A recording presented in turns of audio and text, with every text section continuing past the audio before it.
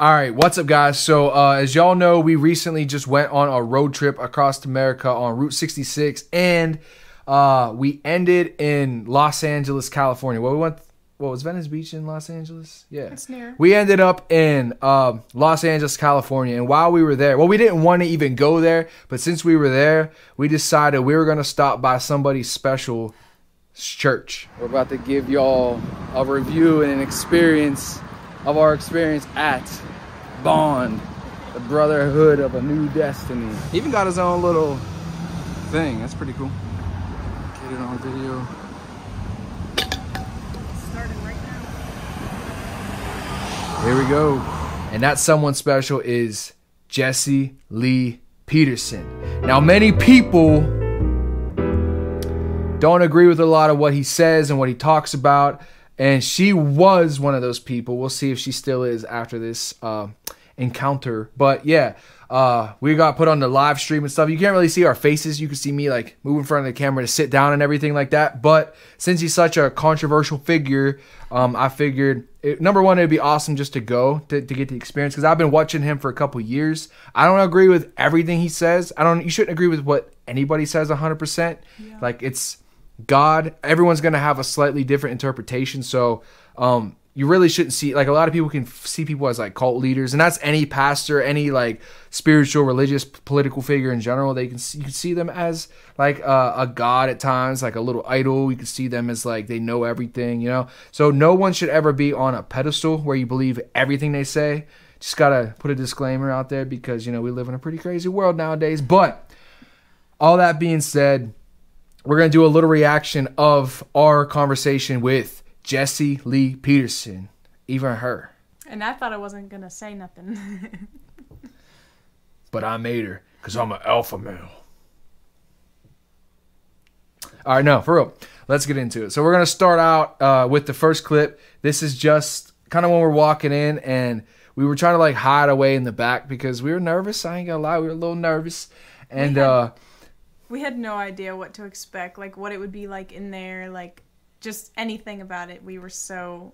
Yeah, and I watched him for years. So like when we first turned the corner and like saw him sitting up on the stage, it was just such a surreal moment. But okay, yeah. So it was awesome. We tried to sit in the back, and then he wasn't having that. He was like, "Nah, y'all better come up front. That's for the latecomers." So yeah. We were right up front, like right up front. Y'all will see. I'm gonna throw in a little clip right here. Why you been panicking? Somebody else. I've been falling for it, I guess. Okay, so here we go. This is just getting into Jesse Lee Peterson's church. This is where they do the small talk. Hard to believe it. Yeah. They can put stitches on the eyeball. Stitches on the eyeball. That's crazy, huh? It is. It's amazing the gift God right there, you can has see given her. us. You can see him like catches in his eyes. But sometimes we misuse it. Right here. Look, he's following us. There he is. Boom. You could come up front. The seats are for the latecomers in the back. Don't force them. They don't want to come. They're rebelling. Oh, you're good. Here we are. Here I come. Boom. Nice.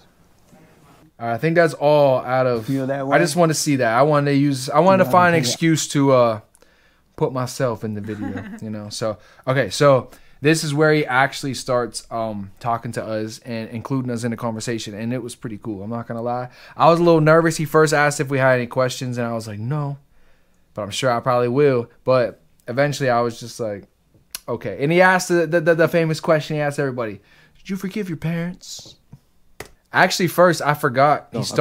He actually starts with Angelica. Mm-hmm. You got it first. That's how it all started. So here we go. All right. Amazing. Is this your first time? And what's your name? Utah. Your name is Utah? You say your name is It's Utah? Angelica. What? Angelica. Ooh, like an angel. Welcome. How did you find us? My boyfriend. Does he have a name? Gary. Does he have a name? And All right, I want to play that back. I don't want to talk. Have you heard any of the shows or anything? I just want to let it play out. Does he have a name? Does he have a name? Gary. Hey, Gary. Hey, have Gary. you heard any of the shows or anything? Yeah, through him, yes. Oh, okay. Any questions about anything? Not right now, no. Okay, well, welcome. Thank you. All right. Welcome, man. How's it going? And how did you find? What's your name again? Gary. How did you find us? I've been watching you on YouTube for like 5 or 6 years. And Nice. we're from Pennsylvania. We were Nice. doing a Route 66 road trip across America. I didn't want to come to California, but I figured if we were this close, it'd be a You cool way might- to finish right it on. off, coming to see you. Well, welcome. Yeah. Any question about anything? Not at the moment, no. Yeah. Did you I forgive? will have some probably, Right. but not at Did the you moment. forgive your mother? I'm sorry. Yes. No. How did it go? Good. Yeah. It was, the reason I like your stuff so much is because when I found God, or however you want to explain that or say that, a lot of that stuff was revealed.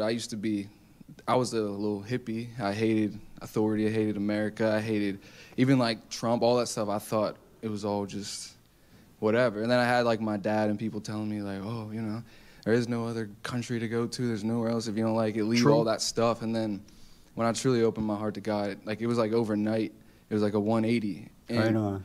everyone that was peace, love, and all the hippie friends, they all hated me. They all started attacking me. Everyone that was so loving, you know. And then as I found your stuff and a couple other few solid pastors that you can actually find in the world, and I just resonated with it because I knew it was true because I experienced things myself. Even the forgiving Right. your parents, like people can say that gets repetitive and stuff because it's like you ask everybody that. But Yeah. I don't think individually they understand what that actually The, means. the you know? most misunderstood thing about human nature is forgiveness. Yeah. People don't, even though they talk about it in the Bible, go and forgive so that God will forgive you. If you don't forgive, you won't. Raymond, move over one seat so she can see. I do got to say this. He combines like the truth and all that, but he also adds in like the humor and comedy and everything, which I actually love. I think that makes it more human. But yeah, he always has to like find a person in the crowd and like pick on him a little bit. And I think that's funny. I mean, he does it to a lot of people, and which is cool is he didn't do it to us at all. He was That's like- why I was so nervous, because I was like, oh, I don't want to talk because I don't know how it's going to go. Yeah, so we got a little off track, but we get back. Now you're sitting in front of the other lady. Come this route.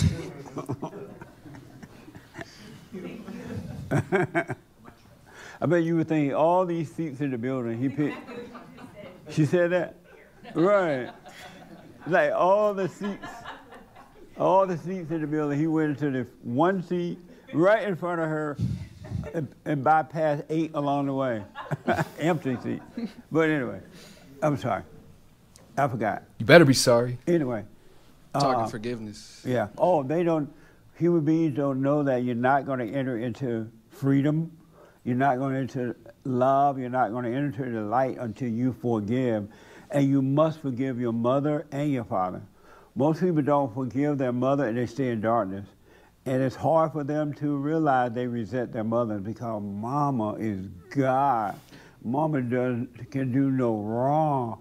Not mama, and mama is hell to pay. Yep. She was screwed up. All the kids are screwed up because of mama. No, but everything you say is exactly my childhood. My Yeah. dad he had such a good heart, but he Speak right into the mic for me. Okay. Yeah. he had such a big heart. He allowed my mom to kind of conquer the family, and That sway wasn't us a all. big heart. That was weakness. Yeah, He was afraid of mama. yeah. Yeah, absolutely. What did he say when you went and forgave him, your father? I didn't do it physically. I think we've had conversations about it. Like I've told him because I resented it a little bit. The fact that he couldn't teach me how to stand up for myself, build Right. a life for myself, work on things, build things. But Yeah.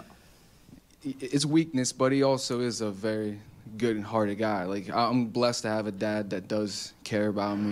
And it's life beat him down. You know what I mean in certain ways, but.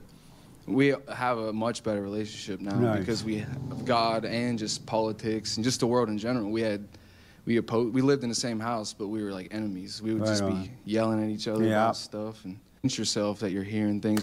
Oh yeah, I do got to point that out. For some reason, I don't know. Maybe it's a conspiracy. Maybe it's just it's something that happened. But we talked for a long time. But there was a part in there where, like, I don't know, it mysteriously got cut out. And so that final, or like that conversation, it never really got finished in this video for some reason. For some reason, it's just missing. And then he asked me about the silent prayer thing, that if y'all watch the show, you guys know what that is. And So yeah, that's the piece that was just kind of like cut out of there right there where it just jumped. Yeah, I just had to make that clear because there's a little cut in the video and I didn't cut it out. Maybe they did. I got to get to the bottom of it. Oh yeah, and then it picks back up where somehow in the conversation it got brought up about trying to like fix things in yourself. And then he asked me like, you know, like, have you ever been able to actually fix anything yourself and all this and all that? And my response was something along the lines of like, no, but like sometimes it just seems like that. The worldly side of us, we want to be like our own God. So we think that we could fix our own problems. We think that we can like will ourselves into a position, or if we work hard enough or if we try hard enough, we can like just make these problems go away. But in reality, a lot of the times that just leads us further down a path because we want it our way on our time instead of just letting God take control. And that's hard for humans to do. But yeah, there's a lot of gaps in this that I'm trying to fill in. So I'm trying to shut up. I'm trying, but it's hard. I like to talk. Yelling at each other about stuff and yourself that you're hearing things or things are working and things like that. And it just seems like the desire of humans is to fix it yourself, figure it out yourself, get to the bottom of it yourself. Do you believe you can fix it yourself? No. No. At times, I think there's that thing that's like, you can, because you see quicker results when you try to fix things yourself sometimes. Right. But then in other times, you don't see nothing, you know? Amazing. Well, one thing I would tell you, for sure and without, you can't fix it. Yeah. You can't fix yourself and you can't fix someone else. There's not one human being that can fix themselves at all. It's impossible. You couldn't if you tried 24 hours a day, it wouldn't work because it's spiritual. And it's a battle between good and evil. And there's nothing we can do about it but see it. That's why you got to be conscious so you can see what's going on. Yep. And it will fix itself. Amazing. Well, good. Any other questions? Okay, yeah. And then, I don't know. I asked him. It turned out I did. At first, I was like, I don't have any questions. You know, we'll see, whatever. But then I ended up having a lot of questions, and I didn't want to shut up. And he was kind of down for that. We talked for a while. But this is about like friends in your hometown, and I'm not sure I fully get what he's about to say about y'all here, like not putting a label on friends, like not calling friends. But I also get what he's saying because y'all will see. But he explains like as soon as you put that label on it, you start to get these like obligations, these false sense of like obligations to people that maybe wouldn't be there, and the pressure wouldn't be there to fulfill these things if they weren't so-called friends. I do think in life there's nothing wrong with calling your friends, but I also get what he's saying, and I think that is where some people like just parrot what he says. They don't think for themselves. They don't create their own like minds out of this stuff. They just literally copy and paste what he says without trying to like understand it. And I don't know. So I understand what he's saying, but yeah, we'll see what y'all think. About my hometown, friends and all that. Like I come out of, it's called Johnstown, Pennsylvania. It's a real small town. It's ridden with like poverty, drugs, things like that. Crime. Jonestown? Johnstown. Oh, John. Yeah, not Jonestown. No. Where you drink the Kool-Aid. Friends, you know, you want to try to save them. You want to try to keep them there. You see the good in them, but they just drag you down, you know? Like where do you see you draw the line between going off, building your own life? Because I can see how that's held me back in years, you know? Right. Number one, there's no such thing as friend. Okay. It's a made-up word. And the moment you say, this is my friend, we are friends, you got a false sense of obligation now. Yeah. Does that not make sense though? Like, I don't necessarily agree with not being able to call your friends, but something about what he just said, there is a truth in there. There is a truth, and I can understand what he's saying. So, yeah. That makes sense. Yeah. You got to try to make it work. You got to say and do things you don't want to. Stop calling anyone a friend. If you want to hang out with someone, go hang out, have a beer or two, and go home. No beers. But no friend. You don't have to have a beer, but a joint. No more. No. No, I'm playing. But no such thing as friend. It's the same thing that husband and wife do to one another. As soon as they get married, they say, this is my husband, this is my wife, and now they have a sense of an obligation to one another, and all they ever do is fight. Because they're trying to get something from each other, they don't have to give. But if they never put that title on it, you could say, this is my husband, my wife, we want to communicate consciously, right? Yeah. But the moment you put that title on it, the war starts. But if you never put the title on it, you will have a marriage that will last until death do you part. And it's like when you put the title on your girlfriend and she said, yeah, you're my boyfriend, right? The battle started. I don't know. Did a battle start? I feel like we got blessed. Not lucky, but we got blessed. There wasn't really a battle. I mean, every relationship has battles. I think there is like a desire to, I don't know, it is hard like going into each other's worlds and trying to like make that work. So there is always a battle, but there's difference between like making sacrifices and like coming together to like make things make sense versus like a battle. Like I think a battle is a much more extreme than just like the normal way a relationship goes, you know? I think we just happen to get a little blessed a little bit. And yeah, but that is because we put God first. A lot of worldly relationships, it's just no God in there. They are each other's gods and they make each other their gods, or one of them tries to be the God in the relationship. And I don't know. I just think that's a battle, you know? Yeah, it's not perfect. It's not like, I don't think there's any perfect relationship, but it's definitely like a blessing. Yeah. All right, let's go. You notice that? All of a sudden, it's ownership. Where you been? You didn't call. You wouldn't blah, blah, blah. And so, and with your friends, you can't help them. Yeah. Let them suffer and die. Because most people love their hell, they love their misery, and you don't have a right to even think that you can save them. That's in the mind, that's not true. You can't save them, let them go.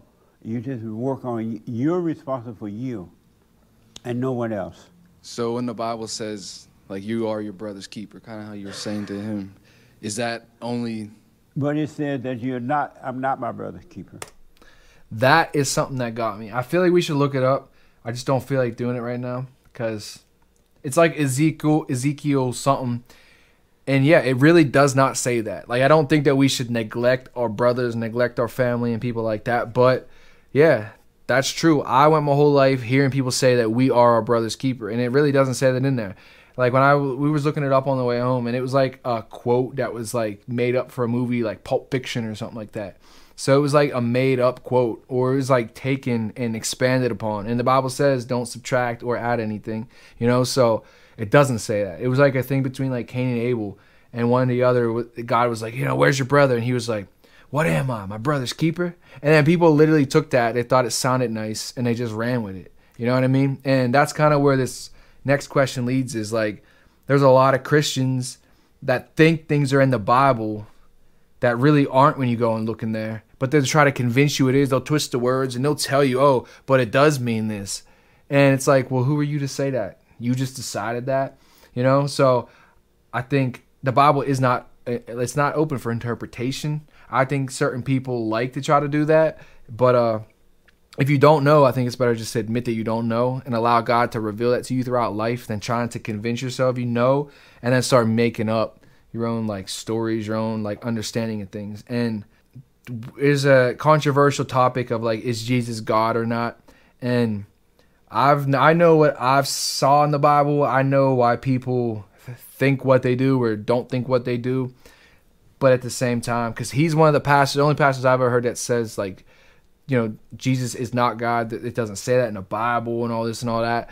But I'm not going to say my opinion right now on video, but I just want to give a little context. But yeah, so this is the next question. Or are you my brother's keeper? Something like that. It doesn't say that you are. Okay. And you're not your brother's keeper. Okay. So the devil wants you to think that you can help other people, and you can't. The more you try to help them, the worse you make them. And that is true. I think I've learned that. I think the more you try to help people that don't want help or aren't ready for help, you do hurt them because they push themselves more away, or they'll like sink deeper into their like hell, as he would say. Like they sink deeper into their misery in the bad times, because like if someone's not ready to change and you're trying to like push that onto them, it makes them almost at times feel like more discouraged, or it makes them feel like you're judging them or something like that. So they double down on that, and sometimes they don't even realize it. It's not even like a conscious decision. But yeah, the more you help people that aren't ready to be helped, you actually can hurt them, you know? And it's not you maybe hurting them, but indirectly. So you got to pick your battles, you know? I feel like it hurts you too, because it's just draining you, and they're not even accepting the help anyways. So if you're just getting drained, like you're giving them all this information, all this help, and it's like just going in one ear and out the other, then it's not even like, it's not worth it. Because if they're not taking it in and you're just getting drained, then who does that benefit? And it hurts you as well, because you start to think like what is going on? Like I spent hours talking to these people. I spent all this time, and it's like, was that for nothing? And the sad reality is, sometimes like, you can plant a seed, but also like God honors that as well. So it's not that you like God honors you trying to help, and God honors you being a light in someone's life, even if they're not taking it. So it's like, yes, it might be draining you, and yes, but it's not wasted, you know? Like, I'm not saying you should keep feeding into someone that's not accepting it, but if you did, just know that you were honoring God in that, so it's not wasted. I agree. But I think you have to learn when to draw the line between helping people that don't really want to help or aren't willing to take the help. Because if you spend all your life, but they say don't put all your eggs in one basket. If you spend all your life trying to feed this person and they just take the food and throw it on the floor, when instead there's another person out there that would actually appreciate it, value it, and grow from that food, I think you're almost doing a disservice to God. Because then you're trying to, like, he kind of said, like, you're trying to play God. Like, we think, like, we're trying to play a God rather than allowing God to bring those people into our lives or cross paths with those people. We're like, no, but we need to get through to this person. And so many Christians are like, we need to see a breakthrough. Who are you? And what are you breaking through? Like, what is wrong with people? We need to see a breakthrough right now. That's playing God. It sounds good. It sounds cute. Just so you could say, look how many people I won to the Lord today. Mm-hmm. The Bible doesn't talk about how many people. Jesus didn't walk around talking about how many people he brought to the Lord. So why are we? He just walked. That's all. All right, let's get back into this. We ain't here to preach. Here we are. I mean, we can. I know people that are trying to help people. Oh, I just feel so sorry for them. I feel so bad for them. Yep. That's all ego.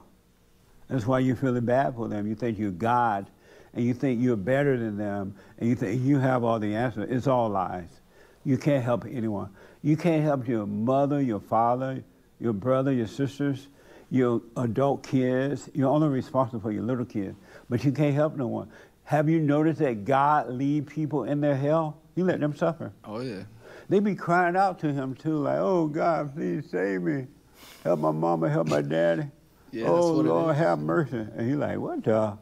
What the? And he like, what are you doing, right? and he realized that you're praying to the devil, not to him. Anyone that cry and beg when they pray, they're praying to the devil. They're worshiping the devil. And that's why the prayers are never answered. Yeah. Isn't that amazing? So stop trying to help them. You can't teach them. You got to become the light. You become the example. And those who are looking for the truth will see something in you, and they will want to know, hey, how are you able to do this or that? And then you'll be able to tell them. Those are the ones that you'll be able to help, those who ask for it. Yeah. Not those that you volunteer and try to help. That make sense? 100%, yeah. Yeah. So stop trying to help anyone. You can't help anyone. Anything else? I got a million things, but I'm not going to have a one-on-one the whole time. I want everybody else to have. One more. Okay. Go ahead. There's a lot of things, I think, like, even when like, my dad, he likes your show and stuff. We bonded on that, too, you know what I mean? But there's things, like, that Christians believe is in the Bible and things, and then where they are off-put by, like, I guess what you say is a lot of the stuff that Christians do believe in like Jesus is God, different things like that, those bigger things. A lot of the stuff, if you do go, like you'll be like, okay, that's not in the Bible. And then when you go and look at it, there may be things that indirectly could be perceived as that, but there is a lot of stuff that Christians do believe is in there. Right. The hooping and hollering and stuff, you know?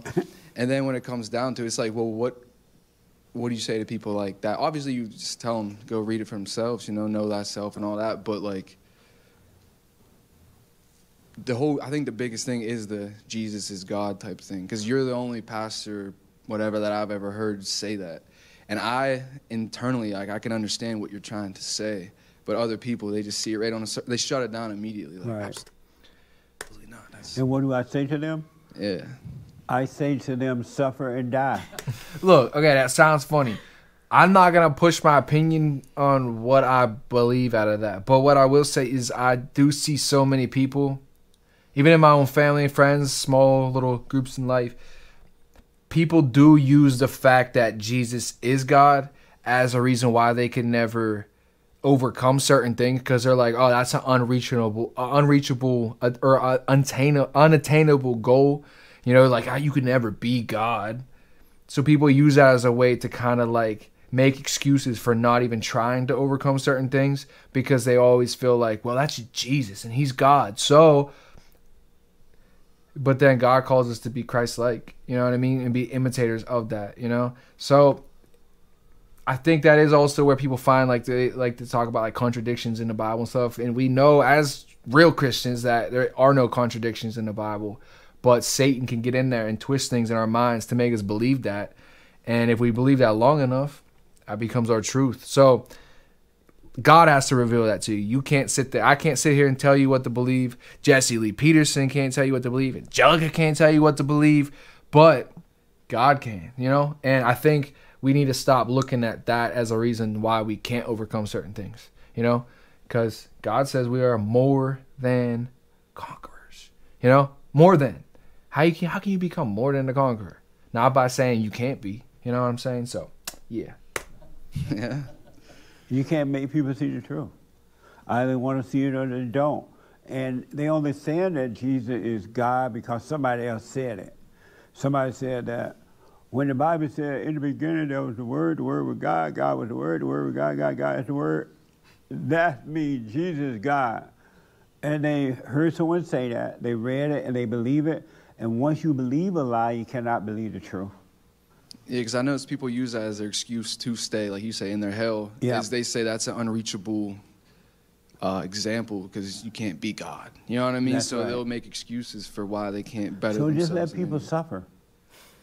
Really. That's easy. Yeah. Let them suffer. God let them suffer. He's not going to, if you're okay, you know, the way has been made. If you don't want to take it, suffer. Is that not true, though? It sounds harsh, but God does let people suffer. You know what I mean? He lets people suffer every day. People be like, if he's such a good God, why does he send people to hell? It's because, what's the Bible talk about? Men suppress the truth due to their own righteousness. So it's like God does. He's saying, like Jesse said, I made a way. If you don't want to follow it, then suffer. You know what I mean? That is a form of love, if you really think about it. It doesn't sound like love in the worldly sense of love, but it is. How come we're trying to play God more than God tried to play God? Really, if you think about it. That's free will. There's a difference between being a slave to God and being a forced slave. You know what I mean? It's like forced labor, and then there's labor. There's a difference there. And most human beings love their misery. They love their pain. They love to cry. They love to get angry.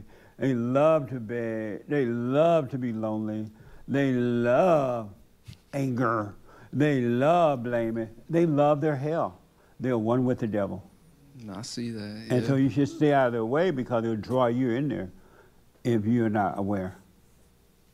Cool. So lead people to hell. So we make life more complicated for ourselves? 100%. Makes sense. And an angry person will destroy you because an angry person is a desperate person.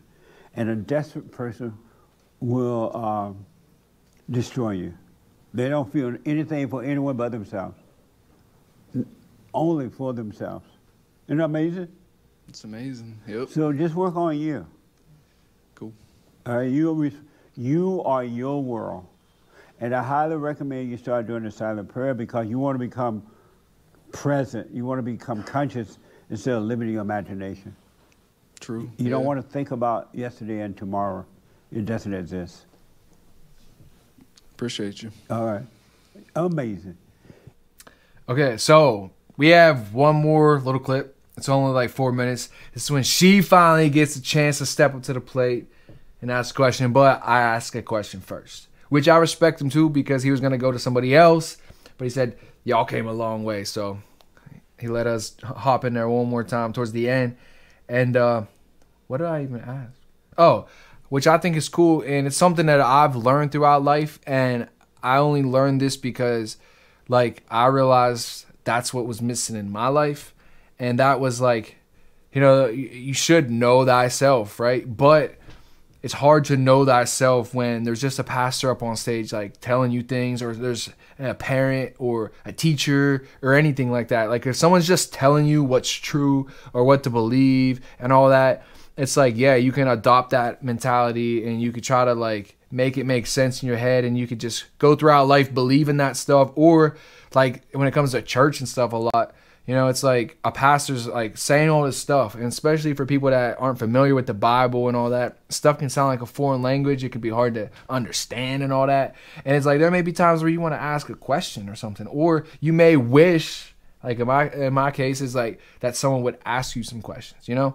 And what I learned is being asked questions and asking questions are almost just the same. They're almost just as equally important, because, like, when you ask questions, you can understand things, but when people pick at you in a good way and ask you questions about yourself, why you think things, why you believe things, why you feel certain ways, why you whatever, ...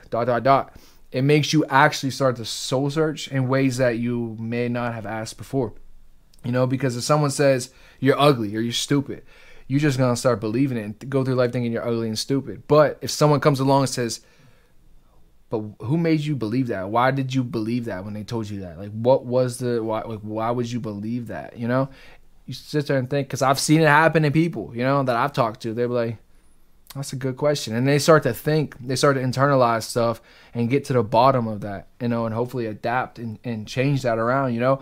But that's what I like about his church. You know, you don't have to agree with everybody. You don't have to, like, I understand. A lot of people hate him. A lot of people think he's crazy. A lot of people think whatever. But what I do respect about him is he's one of the few churches and one of the few pastors or preachers that is willing to be asked questions and ask other people questions and answer them. You know what I mean? This isn't a church like a guy standing up on stage being like, Jesus so loved the world. You know, this is a true communion. It's a true, like, fellowship. That's what he calls it, a true fellowship, where if you're going through something or you don't understand something, raise your freaking hand. How many churches can you do that in? So that already, in my opinion, gives him a check, because I think that's cool. And that shows a vulnerability. He probably wouldn't like that word. That's beta. But it shows a vulnerability to be able to be ask questions, answer people's questions, and yeah. And so that's what this is. Being able to, like, just answer people's disagreements, because there's a lot of people there that were, like, questioning him or just have questions, or just there's people that walked out. They didn't even want to talk. Like, he tried to ask them questions and they were like, can I just not say anything? And he was like, yeah, that's fine. And then they ended up, like, leaving.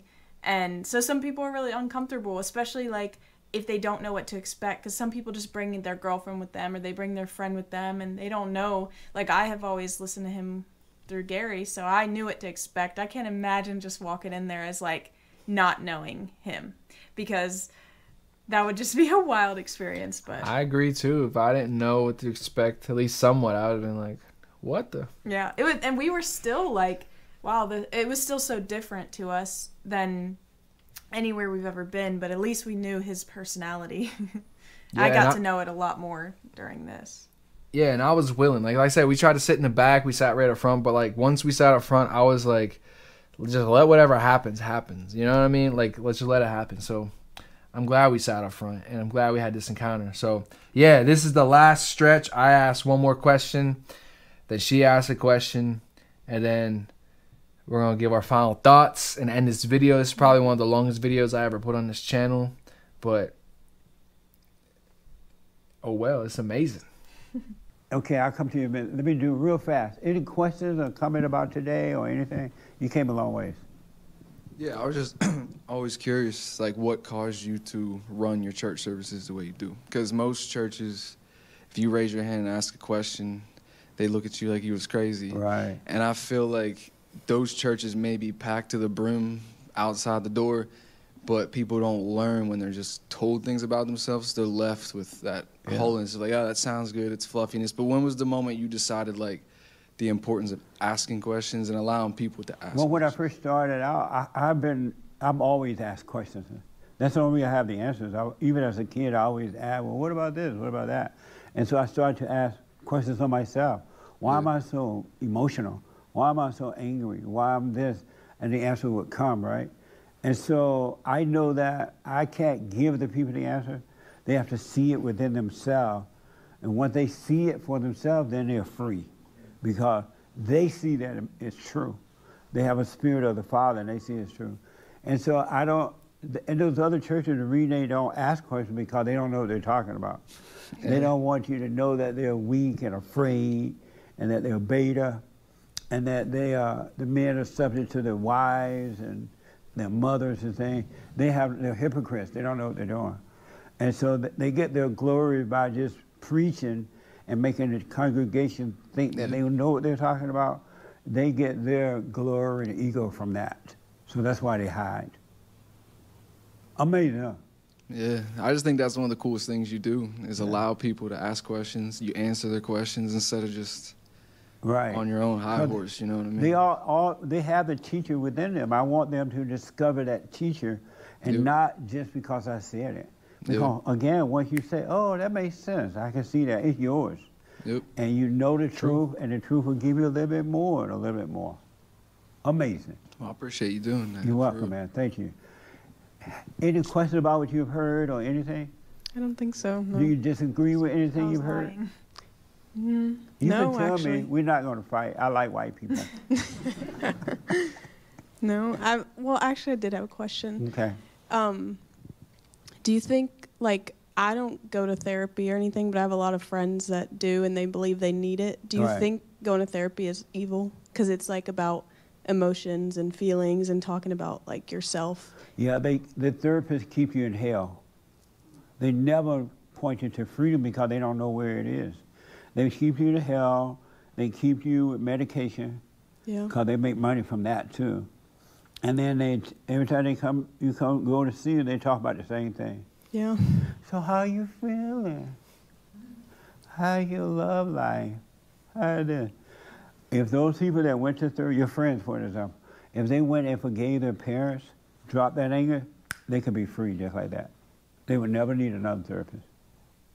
It's the anger that keeps them in their imagination and emotion, and it brings on the fear and the loneliness and the doubt, the comparison and all that stuff.